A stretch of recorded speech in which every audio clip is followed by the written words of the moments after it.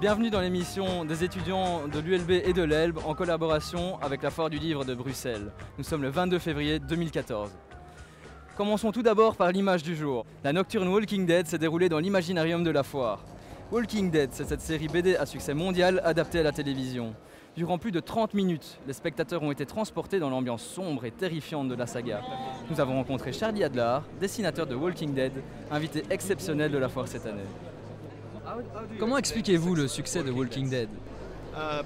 Une chance énorme, je dirais. Ces choses arrivent sans raison. Bien sûr, il faut que les livres soient bons, mais au final, pour qu'ils deviennent ou non un succès, c'est entre les mains des dieux. Avez-vous rencontré des difficultés pour dessiner vos personnages? Des difficultés? Oui, parce que c'est un monde étrange. Je n'ai pas vraiment de difficulté à créer mes personnages. En fait, c'est même la partie la plus amusante. Êtes-vous joyeux d'être là à la Foire du Livre? Heureux, vous voulez dire? Non, non, joyeux. Joyeux! Bien sûr que je suis joyeux. Pour la deuxième année consécutive, les spectateurs de la Foire du Livre vont pouvoir se plonger dans l'univers sombre de l'Imaginarium. Conçu par Fabrizio Borini en collaboration avec Roberto Cassol, ce théâtre multimédia accueille de nombreux auteurs et scénaristes de bande dessinée.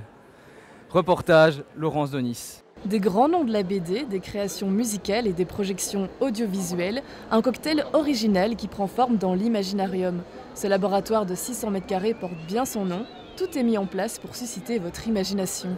Les auteurs interviennent pendant leur session sur des tables lumineuses spéciales avec des caméras en rétroprojection et émanent donc leur dessin mélangé avec le mapping qui est diffusé sur les structures, en dessous, au-dessus, donc voilà. Et ça évolue tout le temps. Les animations visuelles sont donc projetées sur des structures en relief, c'est ce qu'on appelle le mapping. Les artistes dessinent aussi en musique grâce aux créations de Karl M. Ce théâtre multimédia est présent pour la deuxième année consécutive à la Foire du Livre. Pour la conception de l'Imaginarium, son créateur avait carte blanche. J'ai commencé à imaginer comme un gosse qui ne s'interdit rien. Ah oui, je verrais bien des images là. Ah oui, et un écran géant. Et puis, si on faisait des vidéos, ah oui, ce truc là que j'ai vu spécial où on projette sur des bâtiments, tout d'un coup on a l'impression que le building s'écroule et puis devient une cathédrale, ce serait pas mal. Des Schtroumpfs à Walking Dead, les spectacles sont variés et le public semble conquis. Ça permet aux visiteurs, parce que si on fait ça à la Foire du Livre, c'est parce qu'il y a des visiteurs forcément, de découvrir la bande dessinée d'une façon plus originale, différente. Avec l'Imaginarium, la Foire du Livre permet aux lecteurs d'entrer véritablement dans le ventre de la création. 14 performances sont à découvrir lors de cette édition, une belle occasion de faire vivre la bande dessinée. L'Imaginarium qui a fait des ravis, nous avons recueilli leurs impressions à la sortie.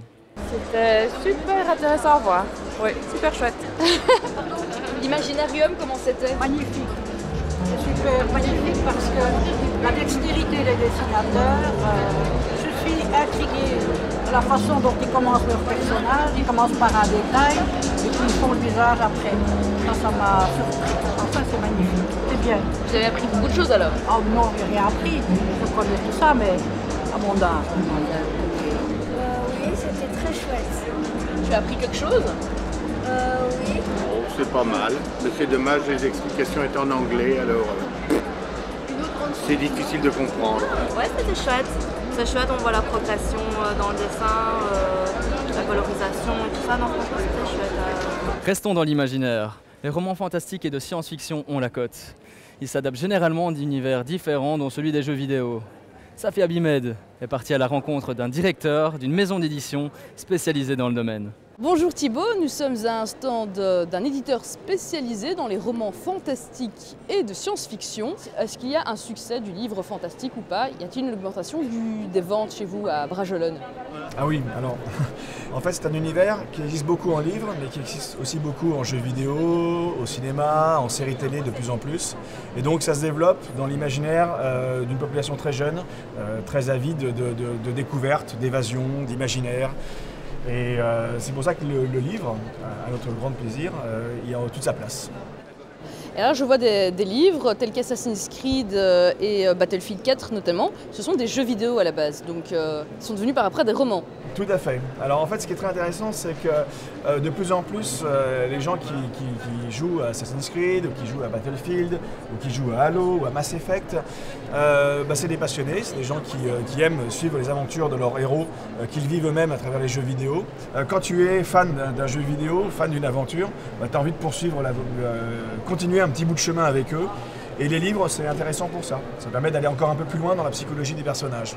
Et c'est nouveau, en fait, cette réadaptation des jeux vidéo en roman. Est-ce que les libraires portent une bonne estime de ces livres adaptés de jeux vidéo? Alors, c'est pas vraiment nouveau. Et en effet, ça pâtit d'une image assez mauvaise. Soyons sincères et sérieux. Et en fait, c'est pas entièrement immérité. C'est que pendant très très longtemps, la novélisation était faite par des mercenaires de l'édition, qui étaient les auteurs qui faisaient un peu tout ce qu'ils pouvaient. Et ça avait une qualité qui n'était pas très bonne.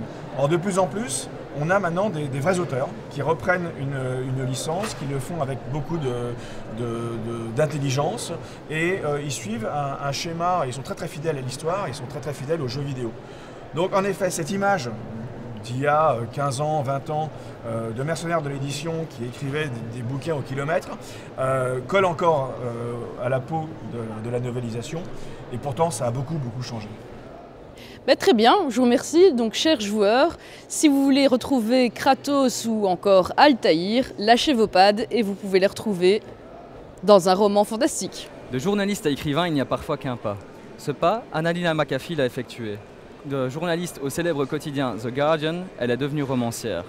Elle nous fait l'honneur de sa présence aujourd'hui pour nous évoquer le premier ouvrage qui s'intitule « Le doux parfum d'un scandale ». Celui-ci traite du statut de la femme dans le journalisme. Annalina McAfee, nice to meet you. Bonjour. Première question, qu'est-ce qui vous a donné l'envie d'être journaliste? J'étais d'abord une lectrice, j'aimais lire, je souhaitais devenir écrivain et je devais gagner ma vie. Je suis devenue journaliste car je voulais travailler avec les mots et être payée pour ça. Une fois que l'on est dans le métier, on en tombe amoureux. C'est ce qui m'est arrivé. Quelle place a aujourd'hui la femme dans le journalisme? La situation a beaucoup changé depuis les années 70. À l'époque, 6%, je pense, des correspondants à l'étranger étaient des femmes. Maintenant, c'est 50%. Même dans les années 90, dans de nombreux journaux, on considérait que les femmes devaient écrire sur la mode, la santé, la décoration, et les hommes, eux, s'occupaient de l'actualité brûlante. Aujourd'hui, tout a changé. Est-ce différent d'il y a 30 ans? Depuis les années 90, il y a eu la révolution de l'Internet. Jusqu'au début des années 90, nous utilisions surtout la technologie de Gutenberg. Puis l'Internet a tout changé. Le secteur de l'imprimerie a été fragilisé, le tirage des journaux a chuté, on a essayé d'attirer le public à tout prix pour relancer le tirage, parfois au détriment de la qualité. Les journaux sont peut-être en train de mourir. Quelle est la différence entre écrivain et journaliste? Eh bien, d'une part, les échéances. C'est difficile pour les journalistes et l'organisation du travail. Quand on devient écrivain, on perd ce repère quotidien. D'un coup, le temps devient élastique. Personne ne vous dit « Allez, remets ton papier, ce sera dans le journal de demain ». Il y a également l'esprit d'équipe dans les journalismes. En tant qu'écrivain, on travaille seul, bien sûr. Entre les deux, quelle profession préférez-vous? Pendant 30 années, je préférais le journalisme et maintenant, je suis très heureux d'écrire de la fiction. Thank you for being here. Good luck in your new job. Changeons à présent de décor.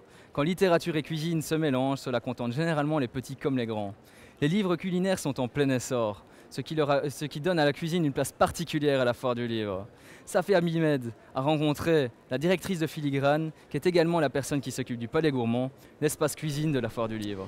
Bien le bonjour, bienvenue à la Foire du Livre. Non, je ne me trompe pas, derrière moi vous voyez divers produits du terroir et confiseries. Alors pourquoi suis-je là? Pourquoi y a-t-il de la cuisine à la Foire du Livre? Pour en parler, j'ai avec moi Samantha Hogarth, bien le bonjour. Bonjour.